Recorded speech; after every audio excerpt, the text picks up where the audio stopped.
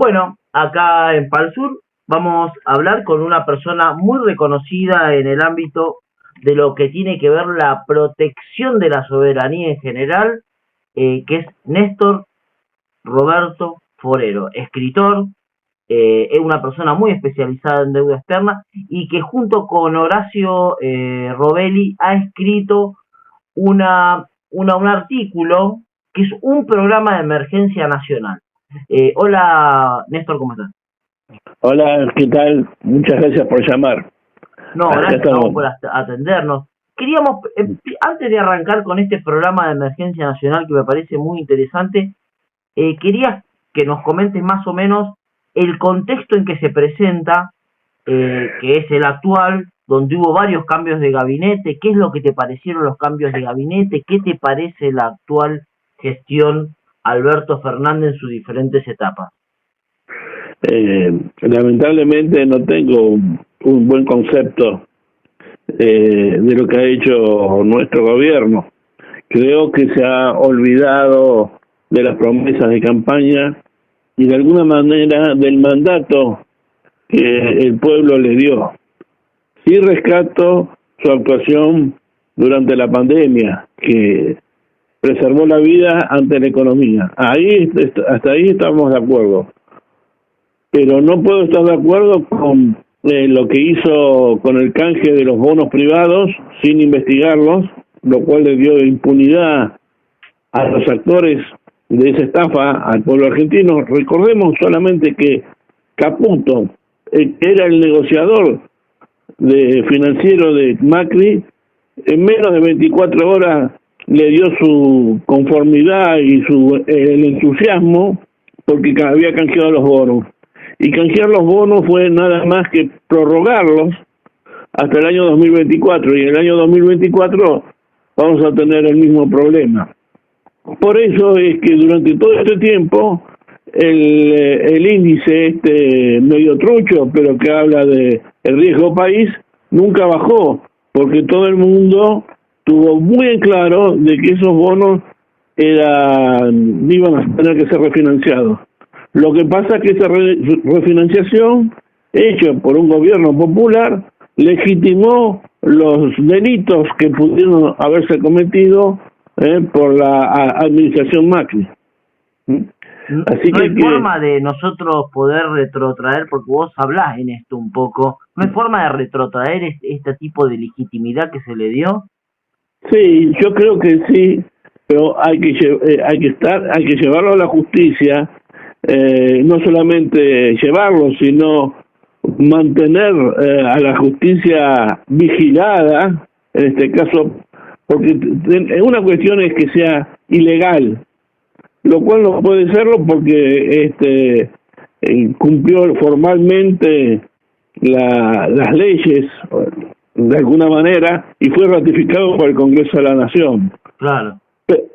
Pero es ilegítimo porque en realidad todo ese dinero ha sido utilizado para la fuga de capitales.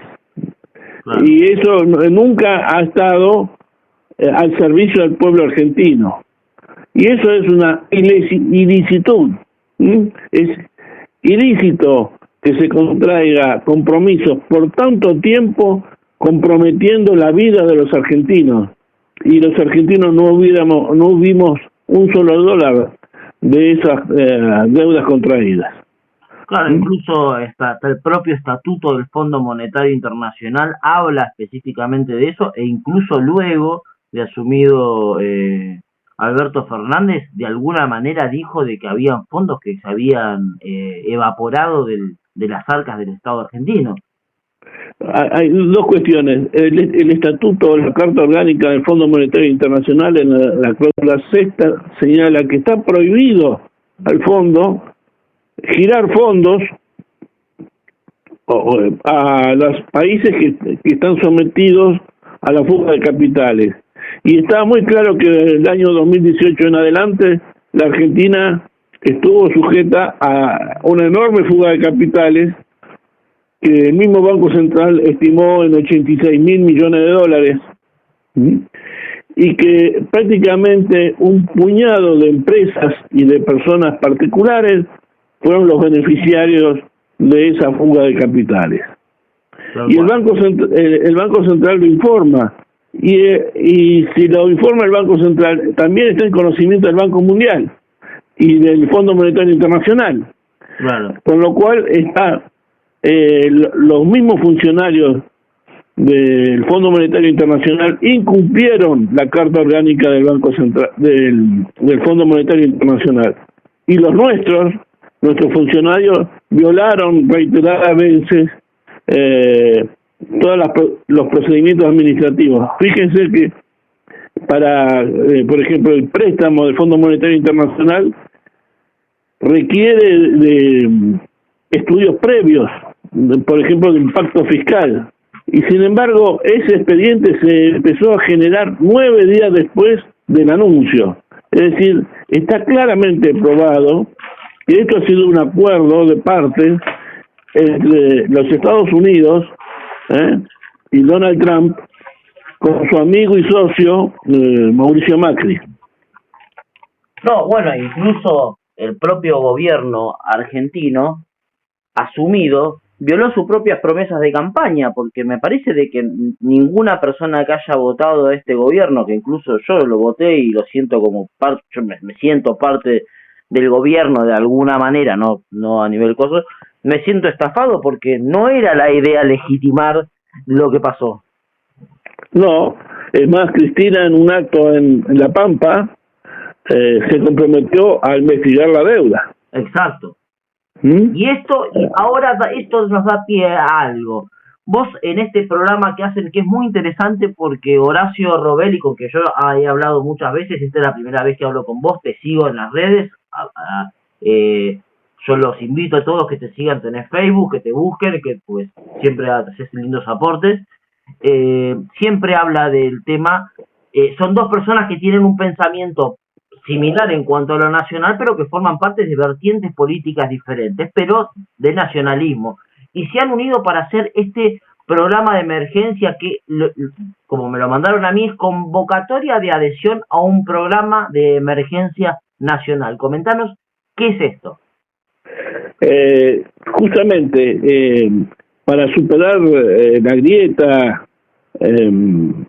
y toda una serie de cuestiones históricas, que la grieta está y existe, pero para demostrar que las fuerzas nacionales tienen que estar unidos, especialmente en los momentos difíciles como este, nosotros decidimos hacer esta convocatoria y presentamos 20 puntos que son los puntos que habría que realizar en forma inmediata para empezar a desandar el camino de la dependencia. El primer problema económico de la Argentina es la dependencia. Claro. Y la segunda es la falta de unión nacional. Porque sin unión nacional no tenemos fuerza ahí sí tendríamos que tener una correlación de fuerzas que es negativa. Pero en la medida que haya unión nacional, que haya conciencia de la dependencia, conciencia del camino a seguir o convencimiento del camino a seguir y movilización popular, es posible cambiar este esquema que nos lleva a la semicolonia. Bueno, mira, vos hablás, vamos a hacer un punteo así rápido como para, bueno, vos hablas suspensión de todo pago al exterior hasta que no se investigue esto que estamos hablando vos, lo que se hizo durante el gobierno de Cambiemos con la deuda contraída. Eso creo que tendría que haber sucedido, lamentablemente, como dijiste vos, de alguna manera se trató de legitimar hasta ahora. Después hablas de una cosa que es interesante, dice, llamar a un plebiscito popular para decidir el curso de acción en materia financiera, dado que los mandatos de los representantes son muy inferiores a los compromisos contraídos. Comentanos un poquito de esto. Claro, el tema es el siguiente. Una vez que pase por el Poder Judicial, el que tiene que tratar la deuda es el Congreso de la Nación. Sí. Que en este momento, si nos atenemos a las últimas actuaciones, fue el que le dio el aval al acuerdo con el Fondo Monetario Internacional. Sí. Pero hay un problema ético, si se quiere, que es que los mandatos de nuestros representantes son muy inferiores en el tiempo en que nosotros vamos a tener que pagar estos compromisos. Claro. Entonces, requiere que el pueblo argentino se exprese realmente si quiere y debe pagar estos compromisos o no. Sí. Claro. Entonces, esto es una cuestión de decir, señores, vamos a estar 30 o 40 años sometidos a la deuda. ¿Estamos de acuerdo o no? Tal cual. Entonces, es una cuestión ética, si se quiere. Claro, porque según lo que serían los montos, yo mucho no soy especialista, ni menos delante tuyo trataría de serlo, pero creo que hasta el 2030 y pico serían lo que es impagable los pagos, algo que ya de por sí te demuestra de que es un periodo temporal que ningún mandatario va a poder seguir en cumplir. Además, y esto tiene que ver con lo llevado o tener que llevarlo a juicio. Sí. Que me expliquen en el sede judicial los funcionarios que dijeron que este plan o el plan original de Macri se pueden pagar. Es impagable. ¿Cómo hicieron los cálculos? ¿Qué técnica usaron? Claro. Entonces, no usaron ninguna técnica. No hay nada que lo justifique técnicamente que esto se puede pagar. Entonces hay incumplimiento de los deberes de funcionarios públicos y entonces deben ser castigados, tanto los locales como los funcionarios externos, porque muchos piensan de que los funcionarios del Fondo Monetario Internacional tienen impunidad. Sí, tienen impunidad hoy por los delitos que cometen, pero hay que entender que los delitos que ellos están cometiendo son violaciones a los derechos humanos, violaciones a los derechos económicos, violaciones a los derechos de solidaridad de un país.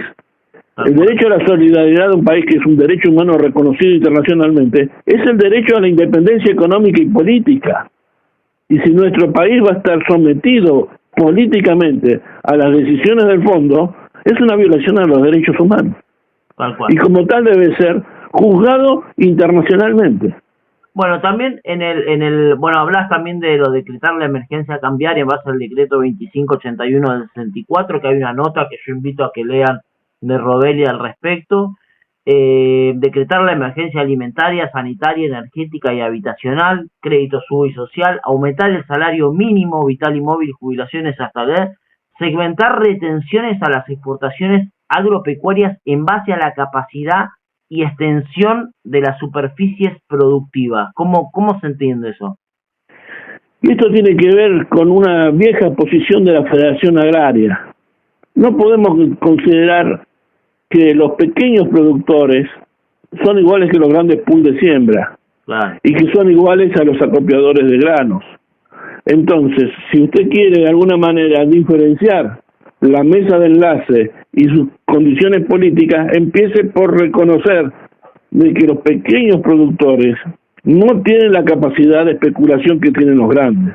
Entonces, a los pequeños productores hay que darles algunas facilidades. Y no solamente esto, sino más adelante habla de conformar la Junta Nacional de Granos, que la tenemos que conformar junto con los productores, que son los que trabajan. Los demás viven de la especulación. Los trabajadores tienen que hacerse responsables de su trabajo y responsables de los beneficios de su trabajo.